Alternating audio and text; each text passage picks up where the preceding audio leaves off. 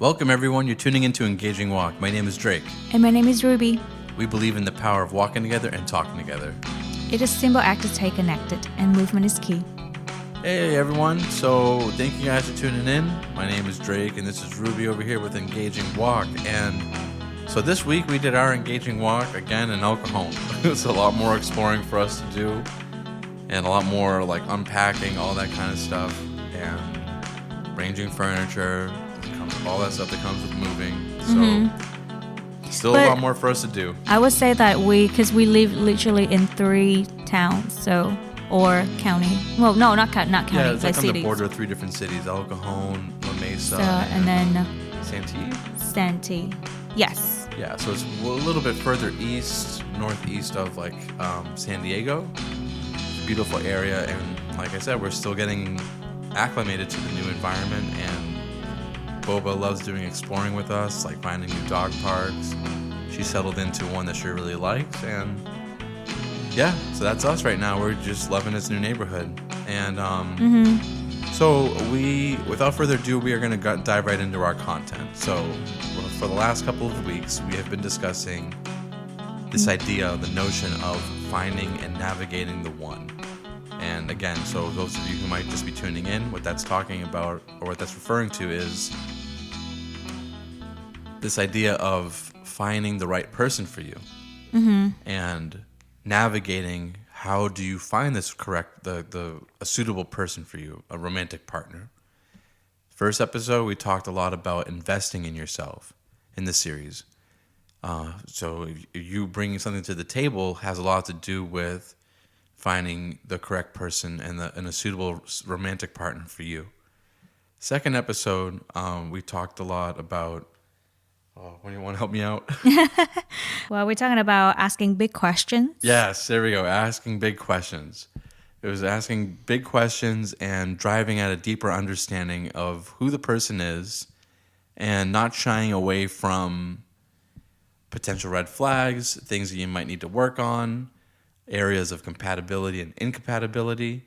And today's episode, we're going to really dive deep into this idea of seeking counsel and how that outside perspective is going to be essential for you to being able to get a certain point of view or another point of view that can help you see those blind spots, see areas in which you are not being able to see. Either you're not willing or able to see. And how that mentorship is not just essential in terms of navigating the one, but goes well beyond. Yeah. So I think it's very important to have counsels around you. And do you want to elaborate more about the counsel, Drake? Yeah. So when we're talking about counsel, what we're talking about is this idea of a mentor or a role model, someone that you look up to, someone that you value their advice, particularly somebody of the same sex, who can give you guidance and outside perspective and giving you a new look at things that you might not be seeing, and things that you need to see in terms of your compatibility with your partner or your romantic partner. And I think for me, when I seek out mentors, I just totally agree with everything that you mentioned, but also like the person also not just like talk what they believe, but also like live out what they believe as well. Like you can see very clear all the evidence that they mention through their teaching, they believing, through their lives. Yeah, that's a really important aspect. So if you're seeking to marry somebody, you might not want to seek advice from, a perpetual bachelor, as for men. You definitely want to seek advice from a married man who has gone through the ups and downs, has, similar experiences to the ones that you were trying to live out, and get that person's take, because, there's a certain perspective that that person has. It's almost like they're on top of a hill. They have a wider vantage point because they've gone through those pitfalls. Just like if you had worked at a job for 6 years and there's a rookie, a new person that comes onto the job, and you're like, oh yeah, I remember what that was like when I was new and I was struggling with that. That's the whole idea of having a mentor. That mentor can walk you through and be like, hey, at this stage in your career, or at this stage in your marriage, or at this stage in your relationship, this is what you're going to be struggling with. This is most likely what you're going through right now, and this is how you get over that. But it takes this and this amount of work, and that's what you need to work on. Yeah. But later on, I can share more how I, found my mentors here in the U.S. But just a real quick recap mentions about them. Like there are three women that I loved and admire, and they're very like normal people, but they all have great marriages and they love their spouse and they have very healthy relationship with their spouse. Of course, there were ups and downs, but what I see is that I can feel the atmosphere of love, of peace, and respect to each other, and full of joy around them with their spouses, and that's what I want, because when you look for the mentor, you look into their lives and like, how is their marriage? How they respond when difficulties happen, and how do they treat their spouse as well? That's really mattered when you pick a counsel for you. Yeah. So for what Rubie's talking about here is she's saying that these three women that she went to them for advice when we were at a certain stage in our relationship, and she was trying to figure out like, hey, how do I pursue this? What's the next step? How do I know I'm making the right choice? And she went to these women for advice. Yeah. How did you know that you were at that stage that you needed outside advice and seeking counsel in order to get that outside perspective on our relationship? I think when you know that, you are serious about the relationship. So once I knew that, okay, I think I can go far with this person. And so I seek out for all of them, say, hey, I have a person that I'm interested in. Can you help me to figure it out, this person? And so just like bringing the moms to the conversation, but they are not my moms, but they really like care for me. And I know them for years, not just like new. So they know who I am. And they know my characteristic and my personalities and all my stories. But also they kind of like have a heart as a mom for me as well. And they're all very godly women. Yeah. Were you nervous bringing this to their attention? Like, how did you bring it up? Of course, because I was the one that like not really interested, and not interested, like never share that with them. So that is very personal sharing. I'll say, hey, but I share with them like, hey, I have a person, and I would love you to meet the person, and would you be interested in? And thank God, all of them say yes, of course, and thank you for bringing it up. And so you were upfront with saying like, hey, I want you not just to meet them, but I also want you to meet this person and me, and give me your opinion about if I should pursue this relationship or not. For sure, yes. So thank you for bringing it up. It's very important for us, for a person to invite someone in as a mentor, because no one's want to like jump into someone's business, unless they get invited. So if you are looking for someone to be your mentor, make sure that you invite them in. Like, hey, could you help me with this? I invite you into this, and I would love to hear your opinion, and I would love to hear your advice, and I'm sure they will say yes. So what sort of feedback and observations did they provide for you after they met me, and how did you take that into consideration?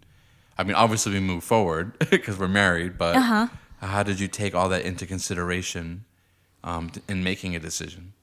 So, thank you again for a very good question. They, I mean, like, I have my own observations about you.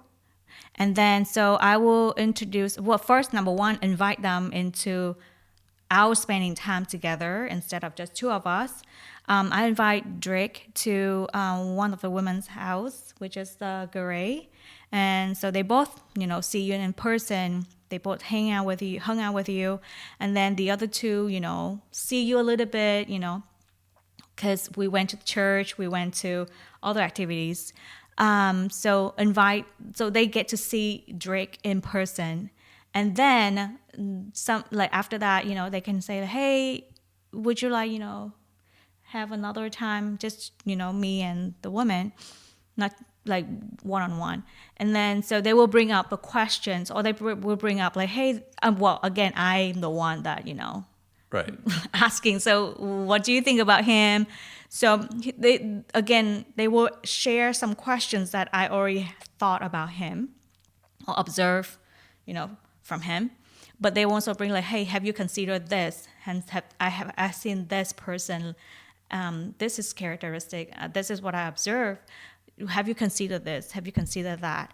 They will give you more questions on top of what you already have.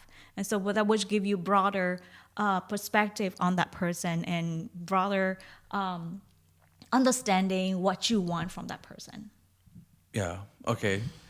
So you take all this into consideration. They gave you some new things to look at, and you were like, "Yeah, okay." So all these things that they brought to my attention, I feel like I have like a green light. Yeah. For our case, yes, they said like he seems very nice, very kind, and he's great. So continue to get to know this person, continue to know him in this way. Of course, they will give me area like, okay, because we met each other through the social network, so it's a lot of time and effort to get to know the person. Yeah.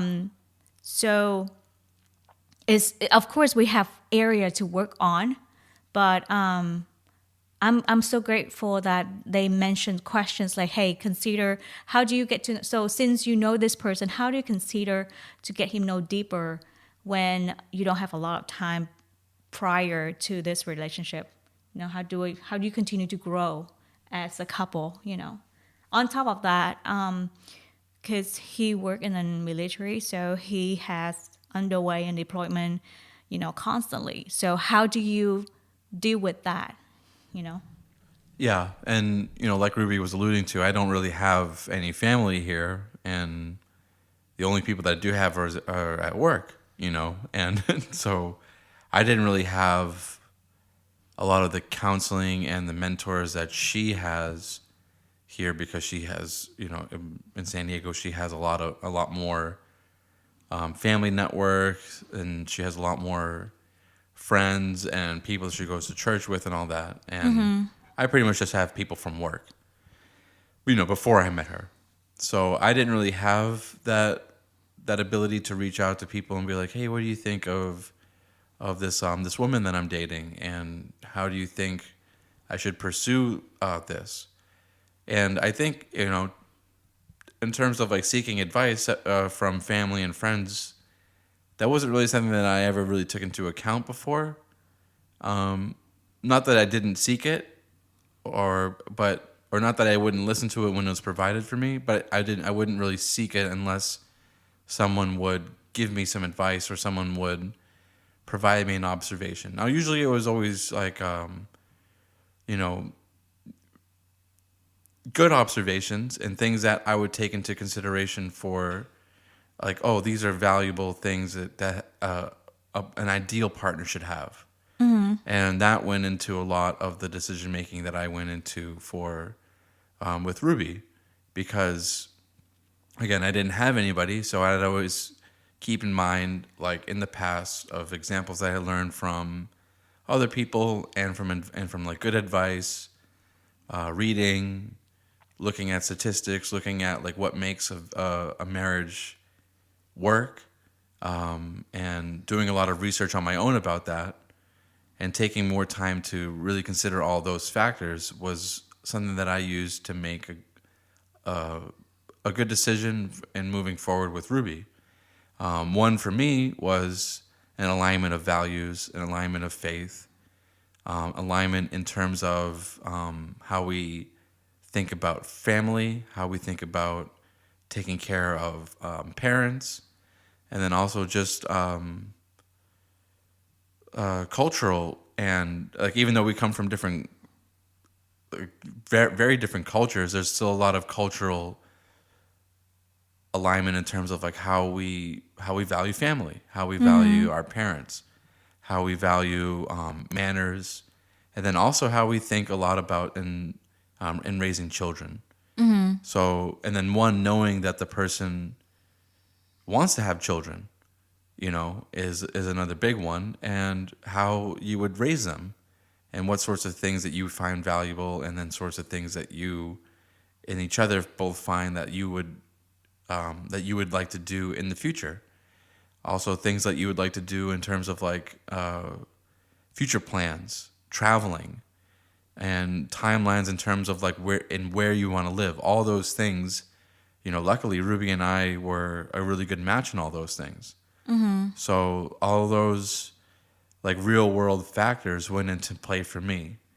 And I think when you're seeking counsel with somebody and you're seeking that role model, mentorship advice, yeah, they can definitely give you a lot of really great advice and things that you're looking for, that you can look forward to, and things that they can bring to your attention. But in terms of our relationship, not only did I not like really have that from my point of view, but a lot of those values definitely came into play and really helped us when we were making that foundation. But just the fact that Rubie had it definitely impacted our relationship in a positive way, because it wasn't just a one-way street. It was like she took that information and she took those perspectives and then she brought them into our relationship, not just for her, but for me as well. Yeah. And one thing that I also appreciate from my mentors that they don't really give me the answer. They give me their journey, their learning journey with their spouse, and then they give me a freedom to pick it up or receive it, and they ask me a lot of questions so that I can reflect on my own thoughts instead of just blindly follow things. They said like, Rubie, what have you think about this? So I feel like a good mentors, they will give you not the answer, but the question so that you find the answer for yourself. And of course, beside giving questions, they pray along the side with me. And that's just powerful, because I know they care enough to pray with me and pray along with me, and for not just for me, but for us. And it's just so much freedom and love that instead of fear, because I was like, "Are you sure?" I was like fearful, and it's okay to recognize that. But then I was realized that why am I so afraid of this relationship? Well, long story short, like most of the times when I in relationship, even if it gets started, God would like, no, this is not the one. So I'm ready for him, for anyone to say it. This is not the person. But somehow I didn't hear that. And I was like, am I hearing correctly? I need counsel, help, Yeah. big help. And then I need help. And then, but 3 of them, they did, because I talked to them separately. I didn't tell them like, I talked to this person, that person. No. 3 individual women said that, yeah, go ahead. We think it's a good match. Of course, these questions, I give it to you, Rubie, and then you get to work with Drake, and you continue to learn about him, continue to grow with him, and then you will find the answer, because we don't. So I think that's one of the good things that about having a counselor. Like they will ask questions that stir your thinking, your observation for the other person. Yeah, and I think that there's a lot of value in taking that counsel into consideration because no two people are going to be 100% compatible. It's almost like if you are 100% compatible, then it's actually like a negative point, I think, because there should be some areas of difference between you and your partner because that is where the real growth happens, where there's certain things about yourself that you're going to have to adjust to be with your partner. And Yeah. likewise for your partner, that there's, in other words, if you're just like two perfect puzzle pieces that just are overlapping, well, then there's just, you only have that puzzle piece. Whereas if you have two that are very similar in certain aspects but different in others, well, certain strengths that I have could be my spouse's weakness. And that's okay because I will cover those areas. And then areas that I'm weak in, she is strong. And those are other things that you want to look for is like, hey, is this person going to push me? Is this person going to bring out the best in me and bring out more discipline and a new approach and help me in those areas? So sometimes those areas of difference aren't going to be necessarily areas of incompatibility. It's just areas in which you have to highlight like, hey, you know what? This person's a lot more disciplined than you are. They have a more rigorous workout schedule. You don't, So keep that in mind. It's not necessarily a deal breaker, but it is something that you want to at least think about going forward. That, in other words, you're going to have to step your game up or you're going to have to meet this person at that level. And if you're up for the challenge, that's great. But if you're not, then, either work up to it or just kind of just know what you're getting into. Yeah.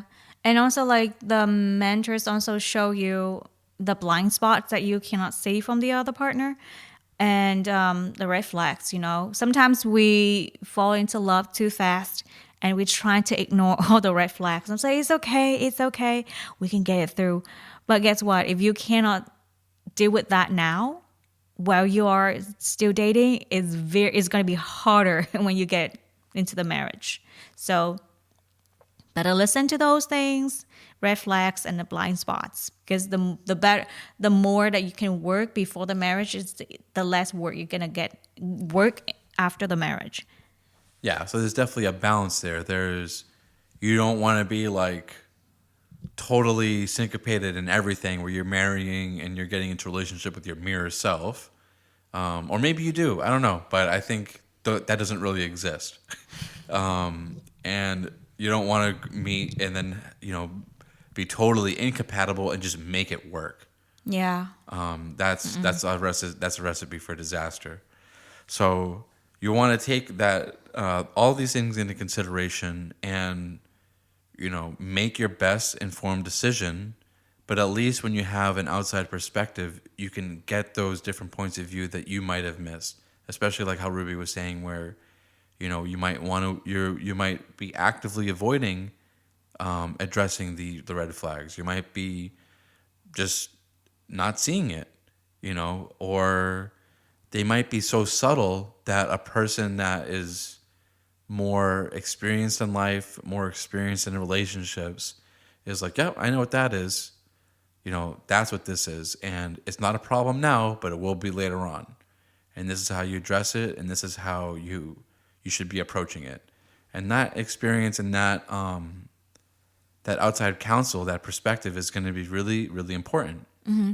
And beside they show you the blind spot or the red flags that you may missed, but they also showing you how to treasure the connection.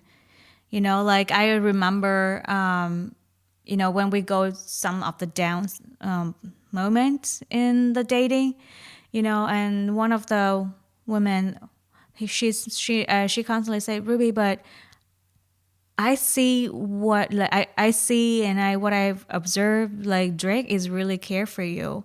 So if you think this way, I don't think it's really like the way that but trying to to to project like hey, I care for you. So maybe these thoughts may be not relevant, but I encourage you to talk to him about this. What I can see is that my mentor is not just showing me the truth, but at the same time, she point us to the connection. And that is one thing that I also want to transition into, like before marriage and then after marriage. So before marriage, Mike, all of the women that I mentioned, they really helped me to see through different layers and give me tons of questions so that I can reflect on and pray along with that. And through the journey of knowing Drake, I can see more clearly where we're heading to. But after the marriage, I remember I still seeking for advice with Drake, and all of them mentioned to me again is we're not sitting four of us together, but like individually, and they all mentioned that hey, after the marriage, you guys two in one. So before reaching out to me, the most important thing is that you guys comes together and make your own make a decisions for yourself. Because the most important thing is that you guys on the same page, you guys maintain a unity and peace in everything that you guys make in decisions in life. And that's the most important thing for the marriage. So, and then you have to be very clear with what you want together as a couple. And then, of course, you always can reach out to us and share. But before sharing with us, you two should have something, already in mind. So I think I appreciate that too. So after the marriage, the mentor is still there, but they not become a primary anymore. Drake is my primary. And of course, two of us, we're not just like making our own decisions. We also like come praying along with that, I mean, three of us, God, and two of us, we together make the decisions, and then we will again confirm that through the mentors around us. Yeah, there's a lot of truth to that. Where they actually talked about this a lot during our marriage retreat, where we went through a lot of. We went on a marriage retreat. I think when was it? It was after I think it was in November. It was about a year ago. Yep. Where I think pretty sure it was November where we went on a marriage retreat that the Navy had sponsored for us, and it was awesome. It was more secular, but it did encompass a lot of the more religious backgrounds because it was run by like the Navy's like chaplain corps. And so they made it accessible for secular and agnostic people, but a lot of the information that they provided was really solid, and a lot of it was surrounding this idea of highlighting incompatibilities.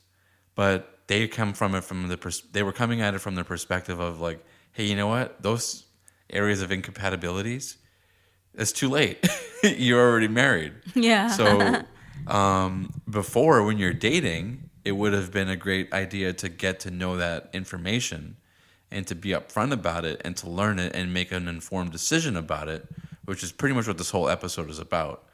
But once you're married, those areas of conflict or those areas of disagreement, you're going to have to figure out a way through them and establish connection and to maintain that peace in your relationship as much as you can.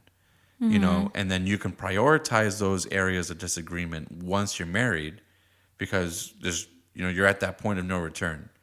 But you can prioritize them in terms of like, hey, these are things that, irk me about the other person, but that's just part of their personality, and I'm just going to learn to live with it and love them. It's not really that big of a deal, to all the way up to like, hey, this is a really big problem and we need to constantly try to come to a solution so that we have peace in our relationship, and sorting through all those issues. And yeah, again, you want to work through those as well as you can when it's like how Ruby was saying, with just the two of you, and then come to some sort of agreement. And if the agreement is we need help, or we need like an outside perspective to give us a new way forward that maybe we're not seeing, because again, experience. Yeah. Yep. Hey, I've seen that problem. Have you guys considered this?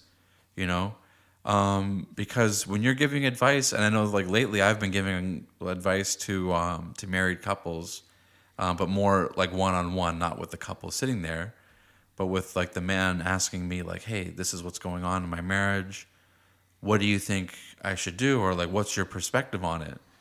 And there is certainly a temptation to just, hey, man, I agree with you. You're doing 100% of the things right, and your spouse is doing 100% of the things wrong. But anyone that's been in a relationship knows, for a good amount of time, that that's not reality.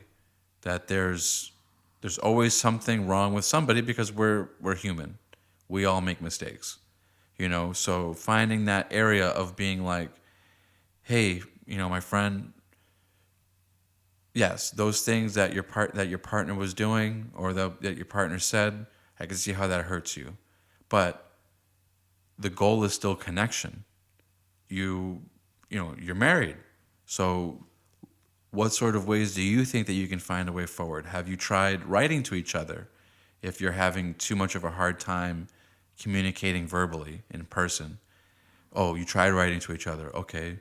Have you tried going away together for like a weekend and really hashing things out and writing out your a way forward, or like identifying what the number one problem is to work on, and work on problem number one, problem number two. Oh, you haven't tried that? That sounds like a good idea. Go with it. Or no, you don't like any of those ideas? Well, at least you know what you don't want to do.